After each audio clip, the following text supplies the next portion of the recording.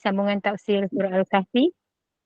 12 Syawal ini baru dapat berjumpa dengan Ustaz. Alhamdulillah. Selamat Hari Raya, maaf zahir batin. Juga bersama-sama yang dikasihi para pencinta ilmu, pencinta Al-Quran, yakni sahabat-sahabat yang dirahmati oleh Allah Subhanahu Wa Taala. Terima kasih kepada tim pengurusan Gemenur Iman yang dipimpin oleh pengerusi Puan Rosniati binti Mansur.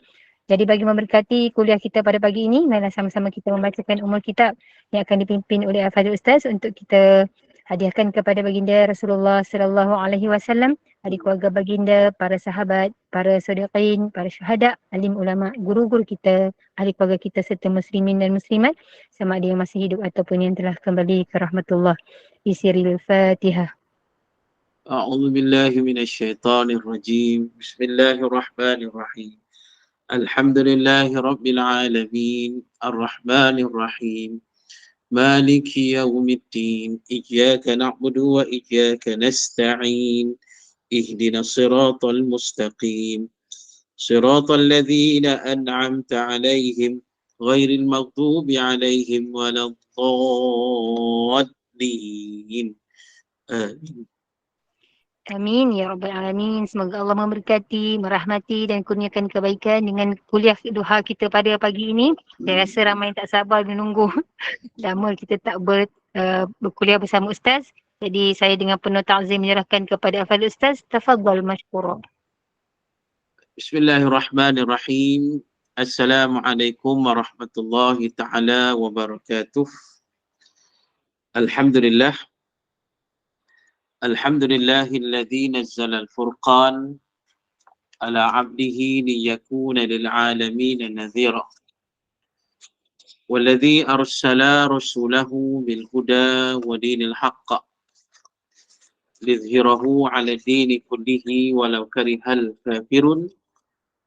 Ashhadu an la ilaha illallah wahdahu la syarika lah wa ashhadu anna Muhammadan abduhu wa rasuluh. Allahumma salli wa sallim wa barik ala sayyidil mursalin wa ala alihi wa sahbihi ajma'in. Subhanaka la ilma lana illa ma 'allamtana innaka antal alimul hakim. Wala hawla wala quwwata illa billahil aliyyil azim. Rabbi shrah li sadri wa yassir li amri wahlul 'uqdatam min lisani yafqahu qawli, amma ba'd. Fa ya ibadallah ittaqullah usikum wa nafsi bitaqwallah faqad fazal muttaqun. Qala Allah ta'ala fil kitabihil karim, a'udzu billahi minasyaitonir rajim. Al-haqqu min rabbik fala takunanna minal mumtarin. Shadaqallahul azim. Wa qala Rasulullah sallallahu alaihi wasallam, ballighu anni walau ayah. Yang berbahagia Puan Moderator, yang berbahagia Puan Rosniati selaku Presiden Gemah Yasin Nur Iman dan seluruh para AJK-nya, seterusnya para muslimin dan muslimat yang mudah-mudahan dirahmati oleh Allah. Alhamdulillah, kita bersyukur pada Allah. Pada pagi ini kita dapat bertemu semula bila kuliah kita ditangguhkan cuti lebih kurang sebulan sempena Ramadan. Semoga semua dalam keadaan baik, dalam keadaan sihat, sejahtera, dan semoga senantiasa mendapat keredaan, kerahmatan, keampunan dan hidayah yang berterusan daripada Allah Subhanahu wa Ta'ala, insya-Allah. Dan juga kita doakan semoga mudah-mudahan Ramadan yang lepas seluruh amalan dan ibadat kita di Ramadan yang lepas diterima oleh Allah Subhanahu wa Ta'ala. Dan juga kita harapkan, kita berdoalah pada Allah semoga Allah pertemukan kita lagi dengan Ramadan yang akan datang, insya-Allah. Jadi muslimin dan muslimat yang dirahmati oleh Allah, pada hari ini kita nak sambung pengajian kita yang berdasarkan kitab Tafsir Nurul Ihsan jilid yang ketiga. Dan kita masih lagi berada pada surah Al-Kahfi. Hari ini kita masuk pada muka surat 30. Muka surat 30 baris yang ketiga daripada bawah. Muka surat 30 baris yang ketiga daripada bawah. Baik, firman Allah Ta'ala, A'udzu billahi minasyaitonir rajim. Qul law kana al-bahru midadan li kalimati rabbi lanafida al-bahru qabla an tanfada kalimatu rabbi walau ji'na bimithlihi madada. Yang bermaksud, Qul law kana al-bahru midadan li kalimati rabbi lanafidal bahru qabla an tanfada kalimatu rabbi. Kata olehmu ya Muhammad sallallahu alaihi wasallam, jika ada air laut itu dakwat bagi surat segala kalimah Tuhanku dan hikmatnya dan ajaibnya, nescaya habis kering laut dahulu daripada habis segala kalimah Tuhanku. Walau ji'na bimithlihi madada. Dan jika kami datang dengan seumpama laut itu dakwat sekalipun. Baik. Jadi para muslimin dan muslimat yang dirahmati oleh Allah, kita sedang berada pada penghujung lah surah Al-Kahfi. Jadi pada penghujung surah Al-Kahfi ini, Allah Ta'ala memerintahkan kepada Nabi SAW supaya katakan, kul. Kul maknanya katakan ataupun sampaikan. Sampaikan kepada siapa? Kepada manusia. Kerana kita kena ingat para muslimin dan muslimat. Ingat balik di awal surah Al-Kahfi dulu. Bila saja kita membaca ayat tentang Zulkarnain, tentang Ashabul Kahfi. Jadi antara sebab turun ayat berkaitan Ashabul Kahfi ni pasal apa? Pasal Yahudi telah bertanya soalan kepada Nabi SAW. Jadi mereka bertanya kepada Nabi SAW 3 soalan. Yang mana tanya mereka ni pasal apa? Bukan pasal nak tahu. Mereka tanya pasal nak kenakan Nabi SAW. Yang pada asalnya mereka dah harapkan musyrikin. Mereka dah harapkan musyrikin kenakan Nabi SAW. Tapi mereka dah tengok musyrikin ni macam bengong lah. Kata bahasa kita lah. Musyrikin ni macam bengong sikit. Tak berapa nak pandai nak kenakan Nabi SAW. Jadi mereka rasa musyrikin tak boleh harap. Tak boleh harap. Sebab kita kena ingat surah Al-Kahfi ni turun di Mekah. Dia cerita di Mekah. Jadi memang Yahudi ni memang mereka dah aim Nabi masa Nabi dekat Mekah lagi. Jadi muslimin dan muslimat, mereka dah harap musyrikin ni biar musyrikin kenakan Nabi. Mereka dah harap biar musyrikin ni tanya ke Nabi soalan-soalan yang susah supaya Nabi ni tak boleh jawab. Dapat memalukan Nabi SAW. Tapi bila Yahudi duk tengok musyrikin ni, dia rasa musyrikin ni tak ada yang berkaliber lah. Tak boleh harap. Begitulah. Tak boleh harap nak kenakan Nabi SAW. Jadi akhirnya Yahudi sendiri bertanya kepada Nabi SAW. Sebab mereka rasa mereka ni lebih pandai daripada musyrikin. Mereka lebih hebat daripada musyrikin. Bahkan mereka rasa mereka lebih pandai daripada Nabi SAW. Pasal apa? Pasal mereka dok fikir mereka ni Yahudi, agama mereka lagi lama dari Islam. Mereka dok fikir gitulah, rasa hebat sangat ni. Jadi pasal itu mereka pun tanyalah soalan ke Nabi SAW. Tanya ke Nabi bukan nak tahu, tapi tanya ke Nabi pasal apa? Pasal nak kenakan Nabi SAW. Jadi mereka tanya ke Nabi 3 soalan. Soalan yang pertama, mereka tanya Nabi SAW tentang roh. Tentang roh. Roh kita, roh manusia ni macam mana? Mereka tanya yang tu.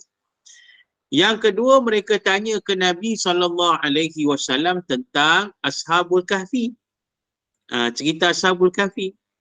Dan yang ketiga, mereka bertanya kepada Nabi SAW tentang Zulqarnain. Itu dia.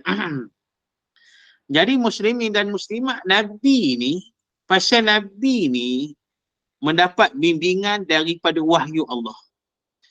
Maka Nabi tak jawab, lagi mana tak turun wahyu daripada Allah Subhanahu Wa Taala. Riwayat menjelaskan pada kita, mereka dok tanya soalan tu, Nabi dok harap besok turunlah wahyu ni. Nabi dok kata pada mereka, korang hampa balik dulu. Balik dulu, besok aku jawab, kata Nabi SAW.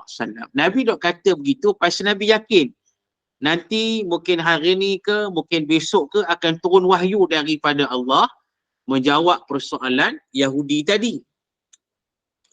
Tapi muslimin dan muslimat, Nabi dok tunggu-tunggu tak turun wahyu. Bukan sehari dua, tapi 15 hari tak turun. Tu.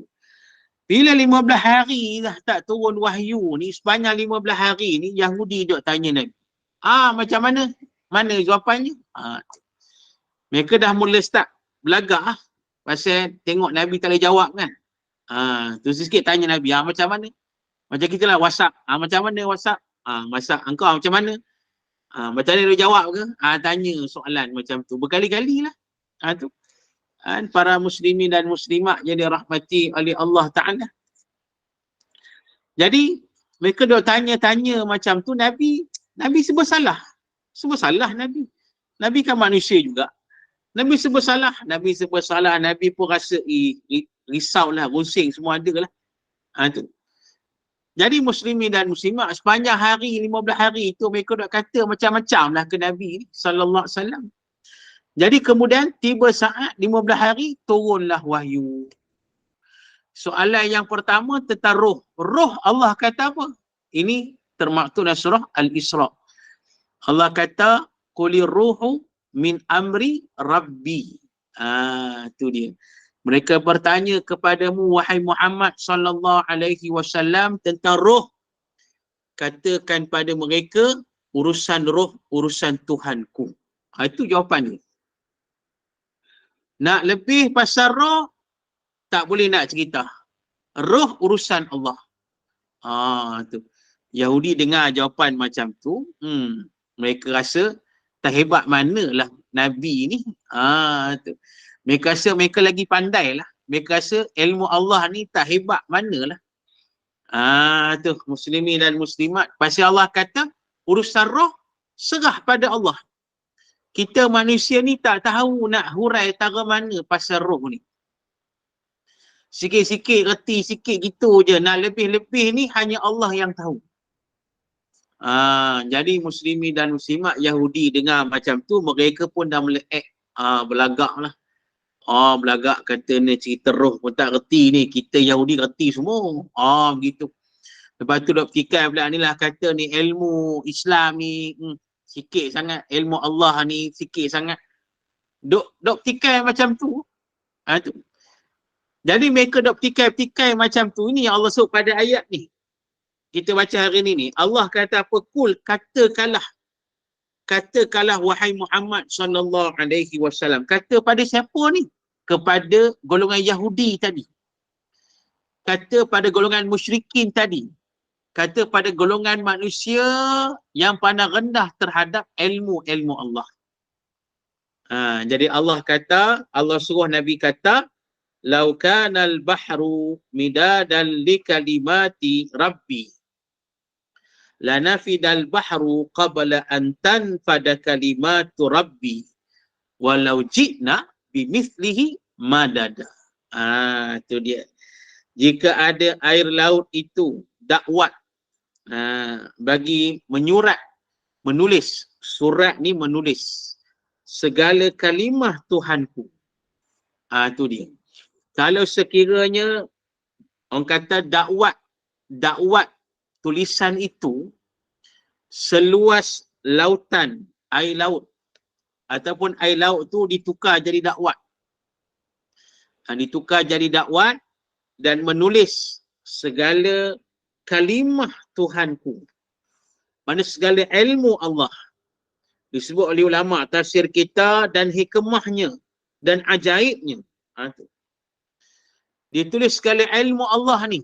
Bukan sekadar tentang kalimah Allah, bahkan hikmah akan ilmu Allah dan perkara ajaib yang berkait dengan ilmu Allah ni. Tulis yang tu, kata Allah, nescaya akan kering lautan tersebut. Tak cukup. Tak cukup dakwat. Walaupun dakwat tu, lautan tu jadi dakwat. Tak cukup. Bahkan Allah kata, walau ji'na bimithlihi madada. Dan kalau bawa satu lagi lautan yang sama macam tadi, pun tetap tak cukup. Tu nak kata, luas je ilmu Allah. Tu. Apa disebut? Wasi'ul alim kan? Ilmu Allah ni luas. Luasnya ilmu Allah subhanahu wa ta'ala. Tidak, apa disebut? Tidak terbatas akan ilmu Allah ni. Walaupun ditulis ilmu Allah dengan dakwat lautan sekalipun, lautan itu akan habis kering. Padahal ilmu Allah masih banyak nak ditulis. Bawa lautan yang sama lagi banyak pun tak cukup lagi. Tu kata ilmu Allah. Jadi pasal itu muslimin dan muslimat, bila kita sedar macam ni, jadi kita rasalah kehebatan Allah. Kena rasa kehebatan Allah dan keagungan Allah subhanahu wa ta'ala. Dan pada waktu yang sama kita sedarlah akan ilmu Allah ni, kita mengaji, kita cari ilmu Allah ni, kita menuntut ilmu Allah ni, takkan kehabisan ilmu Allah itu. Bahkan makin kita mengkaji, makin kita mempelajari, makin banyak ilmu. Dan banyak ilmu kita akan ketemu dan makin banyak lagi pengetahuan yang kita akan dapat. Berterusan. Dan takkan habis. Sampai kita matilah, ilmu Allah ni takkan habis. Cukuplah para muslimin dan muslimat kita mempelajari ilmu Al-Quran. Cukuplah. Kita pelajari ilmu Al-Quran, kita baca ilmu Quran, kita mendalami ilmu Quran, sudah nampak cukup luas ilmu Allah ni. Pasal itu Nabi pesan pada kita, man aradal ilm falyusiril Quran. Barang siapa nak ilmu, kata Nabi SAW, maka kajilah Al-Quran itu. Ni Nabi pesan macam tu. Nabi pesan, kita nak ilmu, Nabi kata kajilah Al-Quran itu, kaji. Kajilah Al-Quran tu sedalam-dalamnya. Macam-macam ilmu yang kita akan ketemukan. Macam-macam ilmu. Kena mendalami sungguh-sungguh muslimin dan muslimat. Ialah kita mengaji dalam bab fiqh Quran pun disebut kan. Dalam bab akidah Quran pun disebut. Dan bab tasawuf pun Quran pun disebut. Semualah kita mengaji apa yang disebut tadi kuliah Al-Fadhil Ustaz tadi, kisah Quran. Kisah-kisah dalam Quran pun banyak, kisah Quran pun disebut. Di situ ada pengajarannya, di situ ada ilmu ibrah, macam-macam. Apa saja ilmu yang kita nak dekat dunia ni, insya-Allah ada termaktub di dalam Al-Quran itu. Yang penting kita mendalami Al-Quran, kita mengkaji Al-Quran. Kita mempelajari Al-Quran itu sedalam-dalamnya. Kita carilah para guru kita, pasal itu muslimin dan muslimat, pernah kita pesan, kita ulang balik. Kita belajar ni biar dengan ramai guru. Walaupun subjek yang sama, subjek tafsir Quran. Contoh. Sebab ada setengah guru dia pakar bidang itu Quran. Ada setengah lain tu dia pakar bidang lain pula Quran, tapi lain bidang dia. Jadi kita pelajari tu biar banyak guru, tak apa. Banyak guru. Muslimin dan muslimat. Sebab Quran ni kalau kita mengaji ilmu tafsir, dia banyak bahagian tafsir. Dia ada dipanggil tafsir ar-ra'yi. Tafsir ar-ra'yi ni tafsir mengikut pandangan, pendapat yang sahih. Dari situ dipecahkan beberapa tafsir. Ada tafsir al-fiqhi, bil-fiqhi. Tafsir bil-fiqhi ni makna tafsir Quran berdasarkan ilmu fiqh. Ini kalau kita tengok salah satu contoh kitab tafsir fiqh yang terkenal ialah kitab tafsir Imam Al-Qurtubi rahimahullah. Dia akan membahaskan sesuatu masalah fiqh dalam tafsir Quran ni mengikut Imam 4 mazhab. Itu dia. Kemudiannya ada tafsir apa lagi? Ada tafsir Al-Isyari ataupun As-Sufi. Tafsir Isyari ni, tafsir As-Sufi ni, tafsir Al-Quran mengikut huraian para alim ulama Sufi. Mana tasawuf. Ada ulama tasawuf menghuraikan tafsir Al-Quran. Tu macam satu kitab tafsir At-Tusturi disebut. Tafsir At-Tusturi dikarang oleh Imam Sahal bin Abdullah At-Tusturi rahimahullah, ialah ulama Sufi yang mentafsirkan Al-Quran. Kita boleh bacalah macam mana apa nama tafsir ni dihuraikan. Saya pernah jumpa seorang tok guru di Terengganu, Tuan Guru Haji Suhaimi Daud hafizahullah taala. Dialah satu-satunya tok guru saya pernah jumpa yang mengajar, yang mampu mengajar tafsir At-Tusturi. Sebab kitab tafsir At-Tusturi ni susah nak baca, susah nak hurai, susah, payah. Hanya orang yang benar-benar boleh berilmu, boleh mengajar kitab tersebut. Jadi yang pernah saya jumpa seorang, iaitu Allamah Tuan Guru Haji Suhaimi Daud hafizahullah ta'ala daripada Terengganu. Dia hidup lagi, masih muda lagi. Baik. Jadi muslimin dan muslimat, lain daripada itu banyak lagi. Adanya tafsir apa lagi? Adanya tafsir bil ilmi. Tafsir bil ilmi ini ialah tafsir mengikut sains. Sebab dalam Quran ni ada ayat-ayat kauniyah. Ayat kauniyah. Ayat kauniyah ni itu ayat tentang kebesaran Allah, ciptaan Allah, makhluk-makhluk Allah, alam yang dicipta oleh Allah. Sebagailah. Kalau setengah ulama tafsir kata dalam Quran ni ada sebanyak 750 ayat, iaitu ayat kauniyah, 750 ayat. Ramai ulama tafsir kata macam tu. Tetapi ada seorang saintis Islam daripada Mesir, juga pakar tafsir, iaitu Profesor Dr. Zaghlul An-Najjar. Pandangan dia kata dalam Quran ni ada sebanyak 1000 ayat sebenarnya. 1000 ayat tentang ayat kauniyah. Jadi ditafsirlah, maka dipanggil di situ tafsir bil ilmi. Ni muslimin dan muslimat yang dirahmati oleh Allah. Ayat kauniyah, bukan kaf kauniyah. Kauniyah ni maknanya ialah ayat tentang kebesaran Allah. Tu dia. Ayat tentang kebesaran Allah yang kita baca, ayat pasal Allah jadikan langit, bumi, Allah jadikan makhluk, Allah jadikan alam, Allah jadikan macam-macam. Ini termasuk ayat kauniyah. Sebanyak 750 ayat di dalam Al-Quran. Ada yang kata 1000 ayat dalam Quran. Baik. Jadi, ini semuanya ilmu Allah. Ilmu Allah. Ada pula tafsir Al-Islah. Tafsir Islah ni tafsir orang kata barulah, tafsir baru oleh ulama-ulama mutaakhirin. Macam jelah ulama-ulama yang terkemudian. Jadi Maknanya banyak. Maknanya Quran tu ditafsirkan dengan pelbagai kaedah.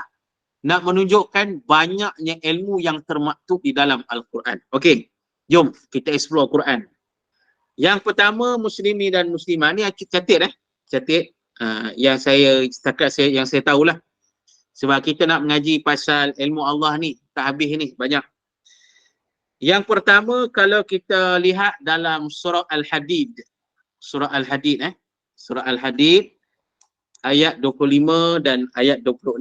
Kita lihat ayat 25 lah, surah Al-Hadid ayat 25. Surah Al-Hadid ni juzuk yang ke-27.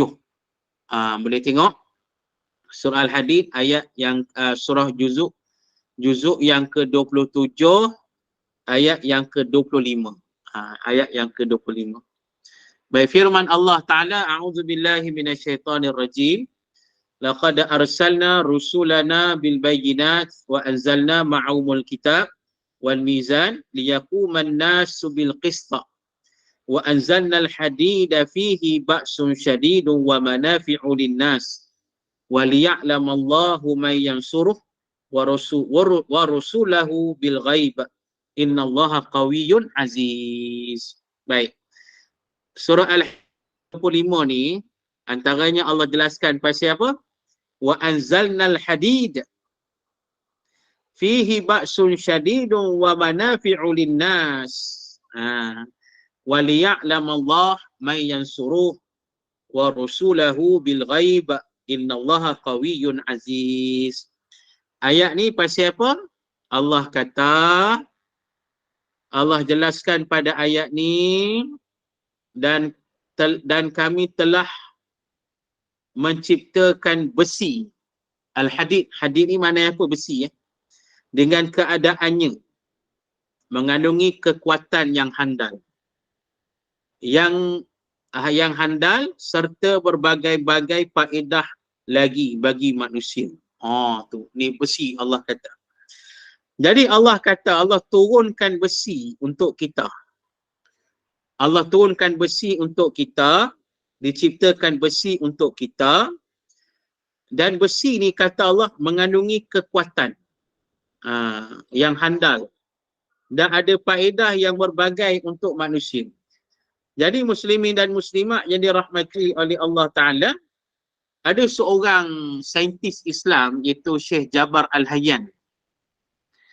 Bila dibaca ayat ni, Allah kata pada ayat ni, Allah jadikan besi ada kekuatan.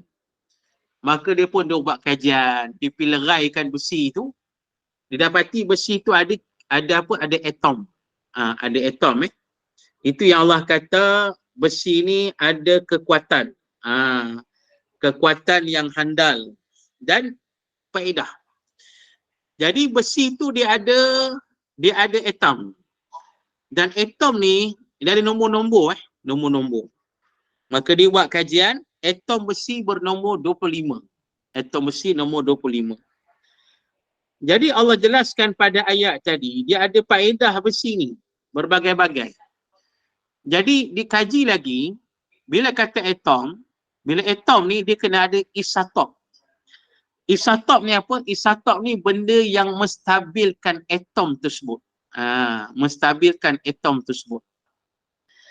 Jadi maknanya ini kata faedah besi tu. Dia untuk kegunaan kita, itu kita buat sesuatu tengok besi kan. Besi macam mana, nak buat bangunan macam mana, besar tara mana, besi tara mana kan. Bukan main tam kromok je kan, tak boleh. Tu. Jadi besi ni kata Allah, dia ada kekuatan, ada atom, ada faedah, ada isotop. Isotop ni pula ada nombor. Pun ada nombor. Ada isotop 55, ada isotop 56, ada isotop 57, dan ada isotop 58. Tu, ini isotop ni fungsinya apa? Menstabilkan atom besi tersebut. Baik. Bila Jabar Al-Hayyan dikaji, didapati isotop yang paling sesuai untuk besi tadi, atom besi, ialah isotop yang ke-57. Baik. Apa yang menariknya muslimin dan muslimat? Kita sebut tadi, atom besi nombor 25. Ayat yang saya baca tadi ayat 25. Betul? Kemudian dia kata isatok besi ialah nombor 57. 57. Jadi surah Al-Hadid ialah surah yang ke-57 di dalam Al-Quran. Muslimi dan muslimat yang dirahmati oleh Allah Ta'ala. Ini Jabir Al-Hayyan kata ini ilmu kimia yang termaktub di dalam Al-Quran. Itu salah satu contoh. Hebat kan? Muslimi dan muslimat. Jadi itu nak kata ilmu Al-Quran, ilmu kimia, ilmu besi, tentang atom, tentang isotop dan sebagainya. Muslimi dan muslimat yang dirahmati oleh Allah. Itu yang pertama. Okey, yang kedua. Kita explore lagi. Explore. Jom. Yang kedua, kita baca surah At-Takwir. At-Takwir. Surah At-Takwir kita lihat pada ayat 15 dan ayat yang ke-16. Surah At-Takwir ayat 15 dan ayat yang ke-16. Surah At-Takwir ni juzuk 30 lah. Semua orang tahu kan? At-Takwir ni surah apa? Idza syamsu kuwirat. Juzuk yang ke-30 ayat 15 dan ayat yang ke-16. Baik, firman Allah Ta'ala. A'udzubillahi minasyaitonirrajim. Fala uqsimu bil khunnas al-jawaril kunnas, yang bermaksud oleh itu aku bersumpah dengan bintang-bintang yang tenggelam timbul, yang beredar juga yang tetap pada tempatnya. Okey, muslimi dan muslimat. Para pengkaji angkasa, di antaranya yang terkenal ialah Profesor Dr. Stephen Hawking. Ni ahli fizik yang terkemuka kan. Saya pernah dengar satu profesor dia bersyarah, dia kata Stephen Hawking ni ahli fizik kedua terkemuka dunia selepas Albert Einstein. Itu. Jadi Dr. Stephen Hawking di antara pakar fizik yang mempertahankan teori tentang black hole, lubang hitam di angkasa. Jadi dia menjelaskan pada kita, mengikut kajian dia, lubang hitam di angkasa ni satu bintang yang besar di angkasa. Dia ada satu lokasi di angkasa yang amat jauh dan sifatnya dia menarik. Tenggelam timbul, dia menarik macam tu. Mana kalau benda lalu dekat situ, dia akan tarik. Dia akan tarik. Jadi sebenarnya tentang black hole ini telah pun disebut oleh Allah pada ayat tadi. Surah At-Takwir ayat 15 dan ayat yang ke-16. Allah bersumpah dengan nama bintang. Bil khunnas. Bintang yang tenggelam timbul. Bil khunnas dengan al-kunnas. Ini ulama tafsir kata sifat bintang ini dia menarik. Dia tenggelam timbul, dia menarik. Benda-benda yang lalu di hadapannya, benda-benda yang lalu dekatnya, dia akan tarik. Itu.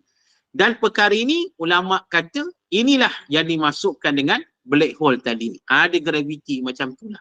Muslimi dan muslimat. Jadi maknanya nak kata, Quran dah sebut tentang the black hole tersebut. Ini nak kata ilmu Allah. Cuma tunggu manusia buat kajian lah. Sebab manusia tak sampai lagi dekat black hole ni. Tak sampai lagi. Kena buat kajian lebih mendalam lah. Memang benda tu ada. Cuma kena buat kajian lagi. Kajian demi kajian. Okey. Ini surah At-Takwir. Surah yang seterusnya. Tengok surah Az-Zariyat. Surah Az-Zariyat. Surah Az-Zariyat. Siapa boleh tahu surah Az-Zariyat juzuk apa Surah Az-Zariyat. Saya tak ingat pula surah Az-Zariyat ni juzuk apa. Siapa tahu? Surah Az-Zariyat. Surah Az-Zariyat. Tolong cek sikit juzuk apa? Surah Az-Zariyat. Dah saya jumpa dah. Juzuk yang ke-26. Surah Az-Zariyat juzuk yang ke-26.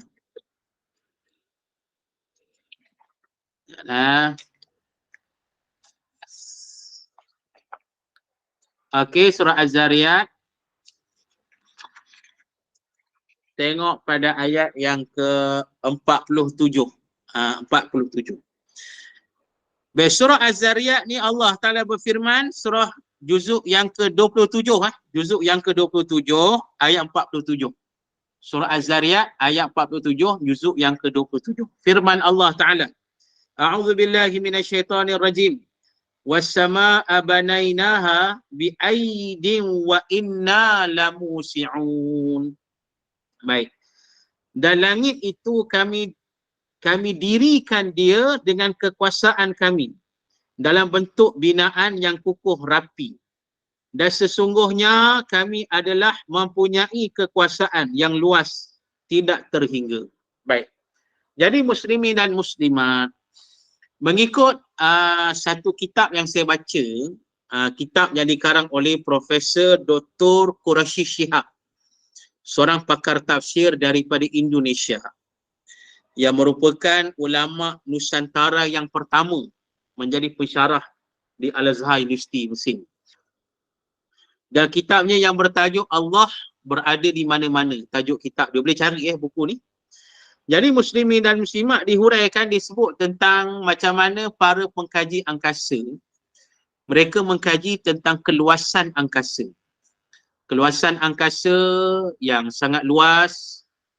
Jadi sampai setakat hari ini para pengkaji angkasa di NASA masih tak mampu nak mengukur keluasan yang sebenar di angkasa. Kenapa? Sebab keluasan angkasa ni dia tidak statik. Mana angkasa ni makin lama dia makin kembang dan kembang. Dia bukan macam bumi ni. Bumi ni dia statik dah. Maknanya dia begitulah. Tak tetap. Maknanya dia makin luas. Disebut di sini teori perluasan ataupun teori perkembangan. Maka NASA pernah mengkaji setakat yang mereka ukur angkasa ni, keluasan angkasa ialah seluas 10 bilion tahun cahaya. Tu. 10 bilion tahun cahaya. Adapun 1 tahun cahaya bersamaan dengan 1 juta trilion kilometer. Cuba bayangkan luasnya angkasa tu, muslimin dan muslimat. 10 bilion tahun cahaya luas angkasa, 1 tahun cahaya bersamaan dengan 1 juta trilion kilometer. Itu angkasa. Sebab itu ulama kata kita naik angkasa, bumi kita ni diibarat macam sebiji kacang kecil yang kita letak di atas padang bola yang besar. Itu bumi kita. Kecil benar bumi dekat angkasa ni. Sebab angkasa ni luas. Itu pun kata para pengkaji, itu bukan kiraan yang tepat pasal angkasa ni makin luas. Makin luas. Tentang teori keluasan ini, Allah sebut dah pada ayat tadi. Ayat 47. Sebab Allah kata, wa inna lamusi'un. Allah kata, dan sesungguhnya kami mempunyai kekuasaan yang meluaskan angkasa itu sampai tidak terhingga luasnya. Mana Allah yang meluaskan angkasa. Ini ulama kata ilmu, teori perkembangan ataupun teori keluasan angkasa. Disebut oleh Allah di dalam surah Az-Zariyat ayat 47. Okey, lagi kita baca. Muslimin dan muslimat. Tengok pula dalam surah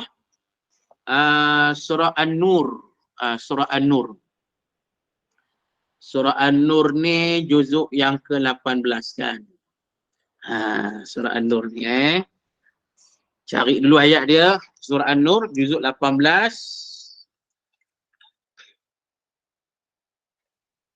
Sekejaplah. Okey. Surah An-Nur juzuk 18 ayat yang ke-40. Surah An-Nur juzuk 18 ayat yang ke-40. Baik, firman Allah Ta'ala, a'udzubillahi minasyaitonir rajim. Au kazulumatin fi bahril lujji yaghshahu maujum min fawqi. Maujum min fawqihi sahab. Zulumatun ba'tuha fawqa ba'. Idza akhraja yadahu lam yakad yaraha. Wa man lam yaj'alillahu lahu nuran fama lahu min nur. Yang bermaksud, Atau orang-orang kafir itu keadaannya adalah umpama keadaan orang yang di dalam gelap gelita di lautan yang dalam, yang diliputi oleh ombak bertindih ombak. Di sebelah atasnya pula awan tebal. Demikianlah keadaannya gelap gelita. Berlapis-lapis apabila orang itu mengeluarkan tangannya. Tak dapat ia melihatnya sama sekali. Dan ingatlah, sesiapa yang tidak dijadikan Allah menurut undang-undang peraturannya mendapat cahaya hidayah petunjuk, maka tidaklah ia akan beroleh sebarang cahaya yang akan memandunya ke jalan yang benar. Okey. Surah An-Nur ayat yang ke-40. Ayat ni ialah ayat tentang perbandingan orang kafir ni macam mana. Ulama tafsir kata waktu yang sama ayat ni juga menghuraikan pasal sifat lautan yang dalam. Ayat ni menggemparkan para pakar laut, oceanography. Mengikut kata Syekh Ali As-Sabuni rahimahullahu taala, dia kata ada pakar oceanography yang masuk Islam disebabkan dengan ayat yang kita baca ni. Tu muslimin dan muslimat. Pasal apa? Sebab pada ayat ni Allah terangkan pada kita tentang lautan yang dalam. Yang pertama, lautan yang dalam ni kata Allah digelap gelita. Mengikut kajian pakar-pakar oceanography, mereka menyatakan muslimin dan muslimat yang dirahmati oleh Allah Ta'ala, iaitu lautan ini dia akan start gelap bila kita berada di bawah 200 meter ke bawah. Dia start gelap. Dan dia akan full gelap, totally gelap bila kita berada di bawah 1000 meter ke bawah. Tu dia. Mana cahaya matahari tak sampai dah. Kalau ada yang siapa yang reti scuba diving kan. Pergi dekat Mabul ke Sabah mana-mana kan. Kalau dia menyelam tu masih bercahaya lagi. Masih bercahaya, masih terang lautan bawah tu. Sebab masih tak masuk lautan yang dalam. Sebab disebut tadi, lautan akan start gelap bila saja dah masuk 200 meter ke bawah. Tu muslimin dan muslimat. Dan dia akan jadi gelap sepenuhnya bila masuk ke dalam 1000 meter ke dalam. Tu. Dan kemudiannya Allah kata, lautan dalam ni kata Allah, Allah sebut tadi, diliputi oleh ombak, bertindih ombak. Ombak, bertindih ombak. Ini yang mengejutkan para oceanografi. Pasal apa? Sebenarnya kata ombak ni ada dua. Satu ombak di atas kita tengok tu. Ada satu lagi lautan dalam ni ada apa? Internal wave. Kita speaking sikit. Internal wave. Internal wave ni ombak dalam yang ada hanya pada lautan yang dalam saja. Itu. Lautan yang dalam saja. Ini yang dipanggil internal wave, ombak dalam. Allah sebut dah ayat ni. Dan ombak dalam ni orang tak nampak. Orang tak nampak. Para pekaji kata, ombak ni kalau kita tengok mata kasar, kita tak nampak. Kita akan sedar ada ombak bila buat kajian. Bila perubahan garam lautan tu berubah. Di bawah tu maknanya ada ombak lautan dalam pada masa itu. Tu dia, muslimin dan muslimat. Jadi ayat ni Allah sebut dah. Sebab itu kata Syekh Ali As-Sabuni tadi rahimahullah, dia kata ada orang yang oceanografi masuk Islam pasal ayat ni. Ni muslimin dan muslimat. Buat kajian. Kalau rajin tengok National Geographic Deep Sea Challenge. Tengok macam mana mereka buat kajian lautan dalam. Yang mereka masuk dalam apa? Mariana Trench, lautan Pasifik tu. Mariana Trench ni lubang terdalam di dunia. Dalamnya lebih tinggi daripada Gunung Everest. Gunung Everest 8,000 lebih meter kan. Yang ni lebih daripada tu. Dalam sungguh. Tengok mereka buat kajian macam mana. Tengok Allah sebut dalam Quran dah. Dengan gelap gelita sampai Allah kata pada ayat ni, gelapnya sampai angkat tangan pun tak nampak, kata Allah. Tu. Muslimi dan muslimat yang dirahmati oleh Allah. Jadi ini nak kata ilmu Allah. Tunggu kita orang Islam ni kena buat kajian lah. Itu je. Tu muslimi dan muslimat yang dirahmati oleh Allah Ta'ala. Kena buat kajian dalam-dalam. Okey. Seterusnya. Kita tengok surah Al-Mulk. Inilah banyak lagi. Saya tak sempat nak urai panjang. Sebab mereka kat luar tu dah start selawat dah. Mereka dah start mari dah sikit-sikit.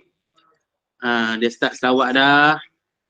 Ya, sila saya nak baca ni. Ya, surah Al-Mulk. Ni surah Al-Mulk semua tahu kan. Surah Al-Mulk. Tengok pada ayat yang ke-19. Ayat ke-19 surah Al-Mulk juzuk 29.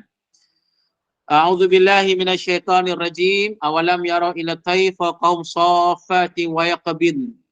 Ma yumsikuhunna illa ar-Rahman innahu bikulli syai'in basir.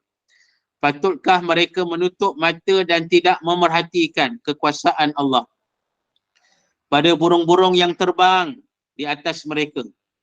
Siapakah yang menjaganya ketika burung-burung itu mengembangkan sayapnya dan mengatuknya?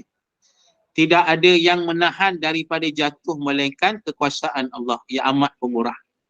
Sesungguhnya ia amat melihat serta mengetahui akan tiap-tiap sesuatu. Surah Al-Mulk ayat 19.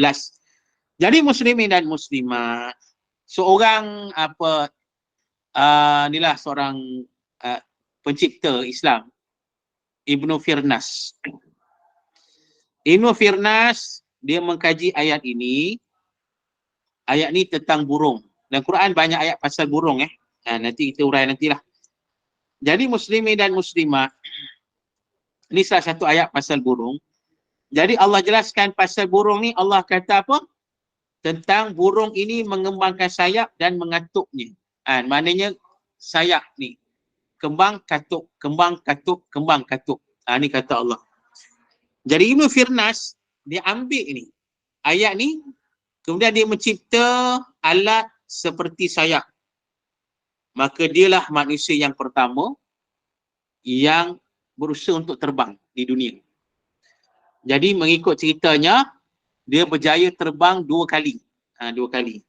Kali pertama dia terbang sikit, kali kedua dia terbang jauh. Dia terbang jauh. Jadi maknanya daripada situ orang panggil apa? Prototype apa mungkin? Betul tak? Prototype Kalau saya silap, kalau betul kan? I'm not very sure lah. Tu. Prototype tu. Kalau tahu betul kan? Kata betul, saya. Prototype. Apa? Prototype, betul tu. Prototype Yes. Prototype. Jadi prototype yang dibuat oleh Ibnu Firnas tu, dialah orang yang pertama yang mencipta asas kapal terbang. Tu asas kapal terbang. Yang akhirnya diambil oleh Wright bersaudara. Itu. Kemudiannya diambil oleh Henry Ford dan sebagainya. Jadi maknanya muslimin dan muslimat, asal itu kapal terbang tu daripada orang Islam dan diambil daripada Quran. Itu berdasarkan ayat surah Al-Mulk ayat yang ke-19. Tu. Ini nak kata ilmu Allah. Jadi pasal itu muslimin dan muslimat, yang Allah jelaskan pada ayat ni, kata Allah, ambillah dawat lautan sekali mana pun, ilmu Allah tidak akan habis. Ni ilmu Allah takkan habis. Jadi insyaAllah sebenarnya masih banyak lagi perkara yang boleh kita bincang tentang ayat yang berkait dengan ilmu Allah dan Quran ni. Terlalu banyak sebenarnya. Cuma kitalah yang perlu mengkaji, mendalami. Sebab Nabi sebut tadi, man aradal ilm fal yusril Quran. Siapa nak ilmu, dia kaji Quran. Bahkan ada hadis Rasulullah kata, Quran ni tidak akan mengenyangkan para alim ulama. Mana alim ulama akan terus mengkaji Quran sepanjang zaman. Tu dia. Saya pernah duk sembang dengan seorang doktor Pensyarah mana saya pun tak pastilah, duk tengah makan dengan dia. Dia cerita dikaji pasal golongan kafir. Kafir dalam Quran. Dia kata macam mana Allah susun kafir ni, macam mana peringkat-peringkat. Mana ada kafir bukan kafir total kan. Berdasarkan susunan ayat je. Ada ilmu dari situ. Tu yang kata susunan ayat Quran pun ilmu. yang dipanggil tauqifi, iaitu yang ditetapkan, susunan yang ditetapkan oleh Allah. Mana susunan ayat tu, itu pun ilmu sebenarnya. Tu nak kata ilmu Allah ni Masya Allah, takkan kehabisan kita. Jadi insyaAllah cukup sekali itu. Minta maaf, dia pun dah bercakap-cakap keluar tu. Mungkin mereka nak panggil saya dah untuk kuliah seterusnya. Jadi cukup sekali itu, kita sambung kuliah kita pada minggu depan. Jadi minggu depan ni kita habiskan surah Al-Kahfi ni pada minggu depan insya-Allah. Minggu depan kita akan khatamkan surah Al-Kahfi insya-Allah. Jadi biasa bila khatam ni kena ada kenduri lah. Tu. Tapi kenduri online payah juga tu. Jadi insya-Allah cukup sekali itu. Saya terus tutup Saya minta maaf banyak, saya terus tutup. Jadi marilah kita tangguhkan kuliah kita pada pagi ini. Kita membaca tasbih kafarah dan suratul asr.